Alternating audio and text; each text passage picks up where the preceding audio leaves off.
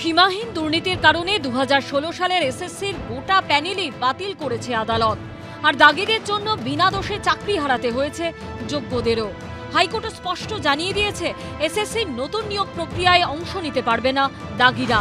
এই প্রেক্ষাপটে যোগ্য অযোগ্যের তালিকা প্রকাশের দাবিতে 14 জুলাই সোমবার নবান্ন অভিযানে ডাক দিলেন আন্দোলনকারী চাকরিহারা শিক্ষক শিক্ষিকারা। আমরা বলেছিলাম যে রাজ্যের মাননীয় মুখ্যমন্ত্রী আপনি আমাদের সাথে দেখা করুন, যোগ্যদের চাকরি ফেরান। আপনি যদি না করেন 14 তারিখ আমরা যাব। কলকাতা হাইকোর্টের সিঙ্গল বেঞ্চ থেকে ডিভিশন বেঞ্চ দাগিদের জন্যই লাগাতার সওয়াল করে গেছেন এসএসসির আইনজীবী এবং অ্যাডভোকেট জেনারেল, জানিয়ে বিস্ময় প্রকাশ করেছেন বিচারপতিরা। লিখিত রায়েও ডিভিশন বেঞ্চের বিচারপতিরা স্পষ্ট লিখেছেন, এটা সত্যিই দুঃখজনক যে স্কুল সার্ভিস কমিশন এবং রাজ্য সরকার চিহ্নিত অযোগ্যদের সমর্থন করছে। সরকারি চাকরিতে প্রতারকদের উৎসাহিত করা রাষ্ট্রের মৌলিক নীতি হতে পারে না। সিস্টেমে এদের কোনো জায়গা নেই। যারা অন্যায় করেছে রাষ্ট্রের তাদের সহায়তা করা উচিত নয়, এতে ভুল বার্তা যায়। উঠে পড়ে লেগেছে কি করে তাদের ভান্ডার যারা পূর্ণ করেছে, যারা টাকা দিয়ে চাকরিটা পেয়েছে তাদের সুরক্ষা দেওয়া যায়। এটা কি শিক্ষা ব্যবস্থা এবং সমাজ ব্যবস্থার অবক্ষয় নয়? যোগ্যদেরকে কিভাবে পুনর্বহাল করা যায় তার জন্য উঠে পড়ে লাগছেন না। আমাদের কাছে সত্যি এটা শকিং যে আজকে যোগ্য হয়েও আজকে আমরা পথে নেমেছি, আজকে যোগ্য হয়েও আজকে আমাদের জীবন জীবিকা নষ্ট হতে চলেছে। রাজ্য সরকার অযোগ্যদের পাশে, তার কারণ অযোগ্যরা তো টাকা দিয়ে চাকরি পেয়েছে। এখন এদের যদি টার্মিনেট করে বা এদের পাশে যদি না দাঁড়ায় ধোলাই দেবে তো সরকারের গদি পড়ে যাবে। লিখিত রায়ে বিচারপতি সৌমেন সেন ও বিচারপতি স্মিতা দাসদের ডিভিশন বেঞ্চ স্পষ্ট মনীষী ও শিক্ষাবিদদের প্রসঙ্গ উল্লেখ করে লিখেছেন, ইতিহাসের পাতায় স্বর্ণাক্ষরে লেখা আছে স্বাধীনতা ও স্বাধীনতা পরবর্তীকালে শিক্ষকরা পড়ুয়াদের উপর কি গভীর প্রভাব ফেলেছেন।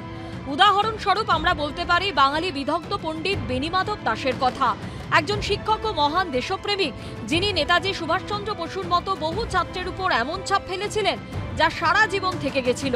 আমাদের উল্লেখ করতেই হবে মহান বিপ্লবী সূর্য সেনের কথা, যিনি চট্টগ্রাম অস্ত্রাগার লুণ্ঠনে নেতৃত্ব দিয়েছিলেন। প্রখ্যাত বিজ্ঞানী আচার্য সত্যেন্দ্রনাথ বসু ও অধ্যাপক মেঘনাথ সাহা বিজ্ঞানের জগতে তাদের অবদানের মধ্য দিয়ে অসাধারণ ক্ষমতা সম্পন্ন ছাত্র গড়েছেন। যাদের প্রতিকৃত আছে সেখানে, যাদের এই ঐতিহ্যকে বহন করার মতো একটা মূর্তি জাস্ট বানিয়ে রেখেছে, তাদের আদর্শটা তাদের মধ্যে গেল না। তারা সেই শিক্ষক যারা আমরা তৈরি হলাম পুরো নিষ্কলঙ্কভাবে আমরা শিক্ষকতা করার জন্য স্কুলে গেলাম, মুষ্টিমেয় কিছু দুর্নীতিগ্রস্ত শিক্ষকের জন্য আজ আমরাও সেই কালিমায় লিপ্ত হচ্ছি। লিখিত রায়েও ডিভিশন বেঞ্চের বিচারপতিরা লিখেছেন, বাংলায় এরকমই অসংখ্য শিক্ষক ও পড়ুয়া আছেন যারা শিক্ষা ব্যবস্থাকে সমৃদ্ধ করেছেন। এই নামগুলো নিছকে দৃষ্টান্তমূলক হিসাবে তুলে ধরা হলো এটা বোঝাতে যে কি ধরনের শিক্ষা ব্যবস্থা এই রাজ্যে ছিল। দেখে দুঃখ হচ্ছে যে রাজ্যের উচ্চশিক্ষা ব্যবস্থায় নিয়োগের জন্য দুর্নীতি পরায়ণদের রক্ষা করার চেষ্টা করা হচ্ছে। একজন শিক্ষক যখন অবৈধ উপায়ে চাকরি পাওয়ার চেষ্টা করেন তখন তিনি একজন প্রতারক। এটা কোনোভাবেই মেনে নেওয়া যায় না এবং ধারণারও বাইরে।